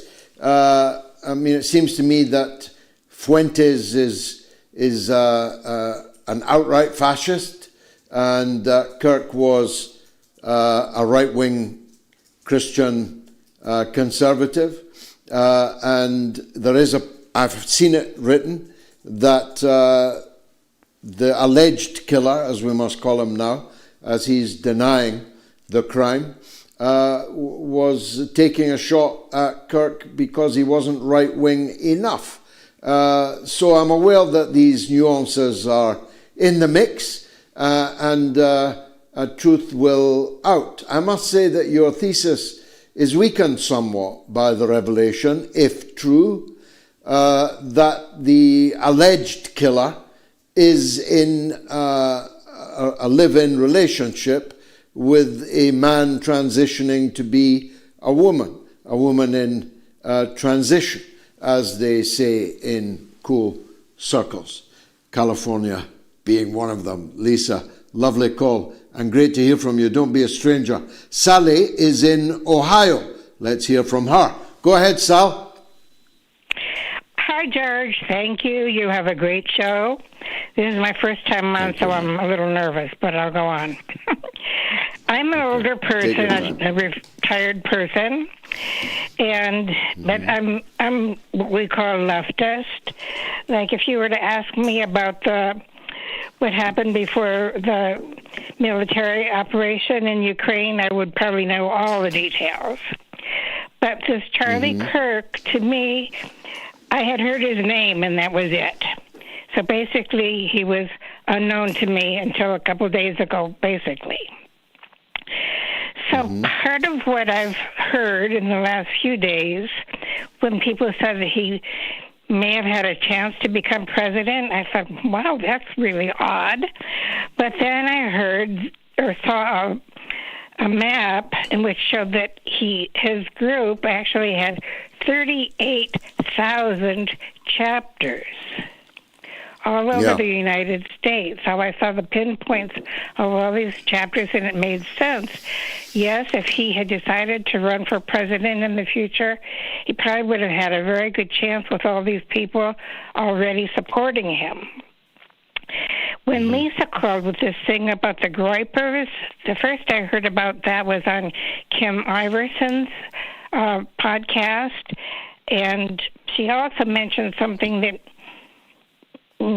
gave me a question mark, which was that we've heard first that this suspect confessed. Now we hear he's saying he is not guilty. And Kim Iverson mentioned that he confessed to his father, but we haven't heard from the father. Did he confess to just being on the roof, or what did he confess? Did he confess that he'd actually done it? So more unanswered questions. Absolutely, Sally. I'm not sure how they're going to get a conviction when the only evidence is a father saying his son confessed it to him. There's no DNA, there's no fingerprints. If the man denies it, I'm not sure how they're going to make that stand up, particularly as it must now be a capital crime with the death penalty at the end of it for conviction, because Trump gave a presidential order to that effect. And in any case, the death penalty exists in Utah. Sorry, Sally, go ahead, last point. Last point, I wanted to comment about the African American.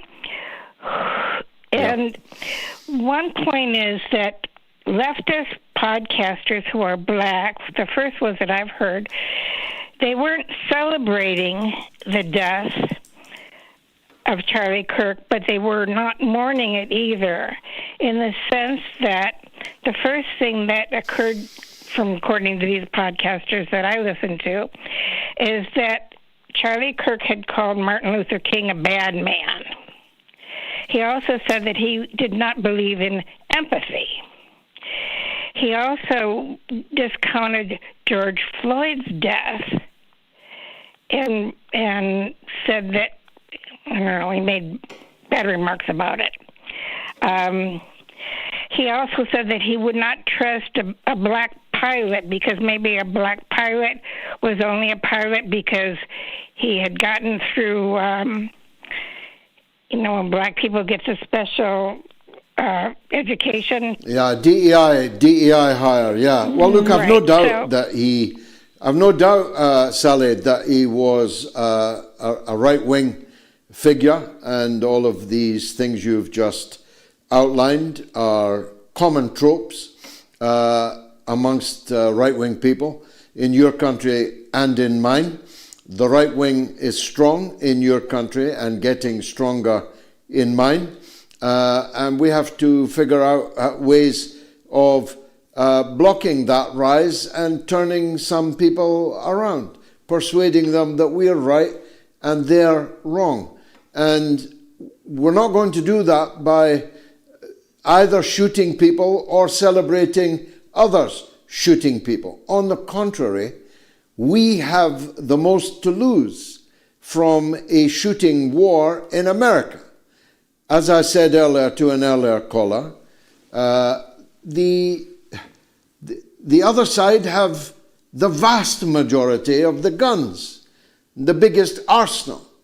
They have the police and army veterans, overwhelmingly. They have the deep state organizations on their side.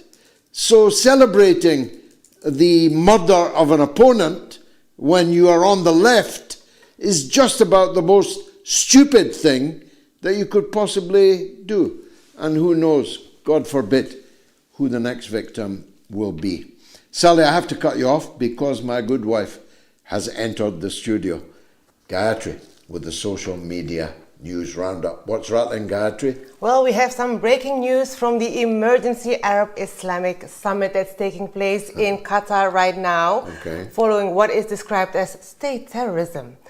Qatar's Prime Minister Al Thani has spoken and he said, "We cannot remain silent in the face of this barbaric attack, and we take harsh measures in order to prevent further action.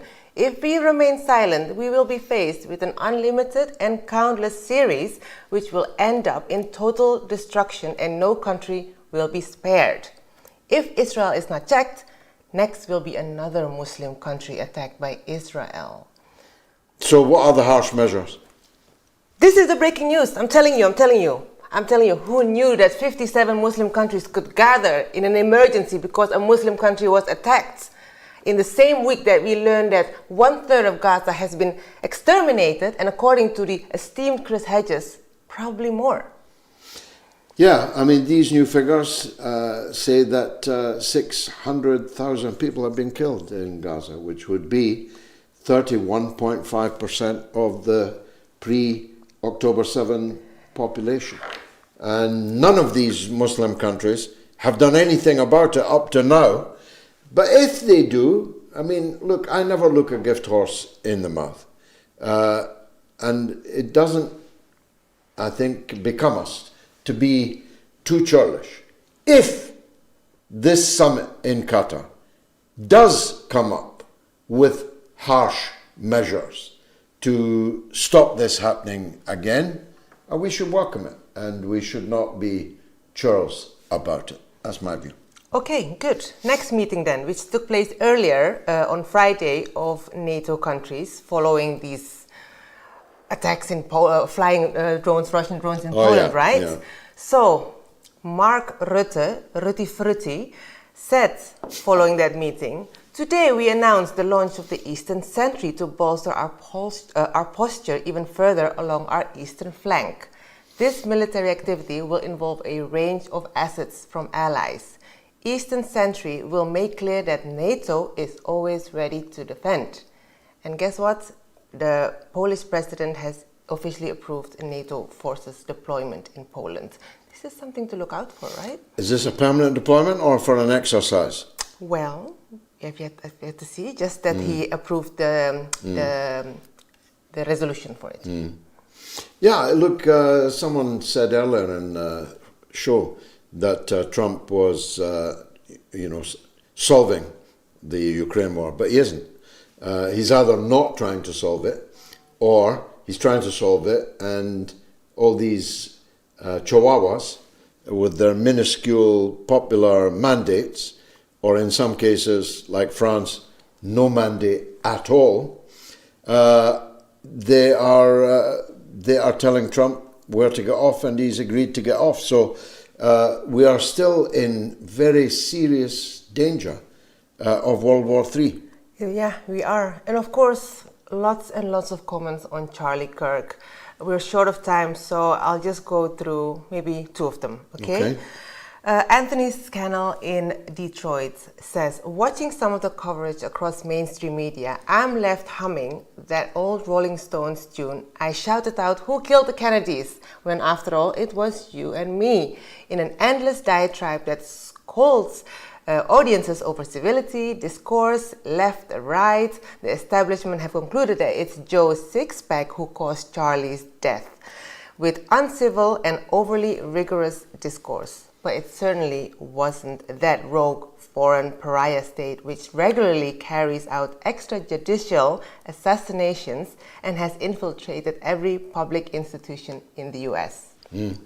Walter Kane says, Walter. I haven't heard from him for a while. I pricked up my ears when I hear the words Mauser and bolt action rifle. Also, change of clothing.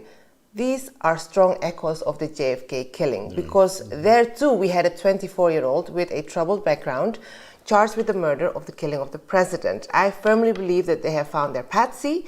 I don't give many chances for his survival in the short-term future. Especially if he's pleading not guilty as he now is. You know the difference, even though it echoes a lot of JFK and 9/11 for that matter, even though the scale is of different, obviously, different level. The difference is, of course, the instantaneity of us seeing the assassination of Charlie Kirk. We were discussing it. But as we discussed, you'd only be super horrified by that video if you hadn't been looking at the last 23 months in Gaza, where it's small children that high velocity munitions is tearing to pieces. Of course it was shocking and bloody, because we knew the person who was punctured in their vital organ by what seemed to be a bullet. But all these little kids and their mothers and fathers who've been slaughtered in their hundreds of thousands, nobody even asks their name or pauses for a moment to remember them. It was a Bob Dylan song I was referencing in my opening, Who Killed Davy Moore, why and what's the reason for? Well, we're not further forward in finding out yet who killed Charlie Kirk, but we do have a final legend on the line about Donald Trump's visit to the United Kingdom this coming week. Norma in Bristol. Always welcome. And lovely to close the show with your dulcet tones, Norma. What would you like to say about it? Well, George, hello. I just want your opinion because now Trump's coming on Tuesday to visit, and it's been organised with all the trimmings. I mean, I've heard the agenda, and it's just, there's nothing left out. And apparently it will be great benefit to us because America's investments in our economy will help us. But, and this is what we don't seem to care about, at the, what I call the expense of Trump helping Netanyahu obliterate Gaza. I mean, well, I just wanted to know what you thought about it all. Really? Well, I think such state visits are inevitable. There will always be people who will oppose them. When the Chinese President Xi Jinping was here, there were people who opposed it. When the Syrian president was brought here and billeted with the Queen, Bashar al-Assad and his wife lived at Buckingham Palace and went down the Mall in an open-top carriage. Nobody likes to remember that now. Even Nicolae Ceausescu lived at the palace and went down the Mall. Nicolae and Elena Ceausescu. So state visits are about state relations, and it's important that states have relations, but it is equally important that we, the public, are allowed to demonstrate about it, allowed to demonstrate our rejection of the politics of the person being honoured with his second state visit. Remember, he met the Queen in his first term. by all accounts, didn't behave quite as the pucka gentleman should in the presence of the Queen. We'll see if he does any better with King Charles. But my last point, Norma, would be this. The Americans have a clause in their constitution which bans cruel and unusual punishment. In my opinion, Donald Trump is being subjected to cruel and unusual punishment by forcing him to sit down and jaw with Keir Starmer and King Charles. I can't think of any way George, I'd less like to spend time. Go ahead, Norma. But what you see, my point really is Trump is so in touch with Netanyahu, and they believe that they want to obliterate Gaza. Now, I mean, we don't seem to care about that. Give him all the trimmings, but that's appalling, isn't it? Well, of course it is, but he's not less or more with Netanyahu than the British Prime Minister is, the British government is, the British civil service, the British military brass, the British intelligence services. They're all with Netanyahu. And Trump is not more with Netanyahu than they are. Indeed, we are the authors of the Palestinian tragedy in the very first place in 1917, so with the Balfour Declaration. So we're not actually in any position to lecture anybody else on their complicity in the massacre in Gaza. It's important that people will be organizing demonstrations and protests against Trump's role in the Middle East and other things too. And it's the right of every British citizen who, after all, are paying for this. It's the right of every British citizen to complain and to demonstrate their disapproval, or at least, Norma, it used to be the right of every British citizen. And that was one of the themes of the demonstration in London yesterday. Now, a lot of these people are hypocrites. They want free speech for themselves, but not for me and not for you. If you are not for free speech that you disagree with, then you are against free speech. But not all of them were hypocrites. Some of them there were saying that we used to have a country, Britain, where you were free to speak your mind, where you didn't fear coming through an airport, that you were going to be handcuffed and arrested under the Terrorism Act, where you were free, if you were an old lady, to stand under a tree in central London with a cardboard sign saying whatever you wanted to say and not be carried off and face the prospect of a 14-year prison sentence under the Terrorism Act. Norma, thanks for bringing us to a close, and my apologies to everyone inconvenienced by the fact I am fully 11 minutes late in closing the show, but that I now must do. Gayatri and I are travelling on Wednesday, and so we personally will not be here. But on Wednesday, there will be a really special guest presenter presenting Wednesday's Mother of All Talk Shows. And God willing, we'll be back on Sunday. And we'll be traveling in the war zone. Pray for us. And hopefully, we'll see you then. God bless you all. And thanks for a wonderful show. Good night.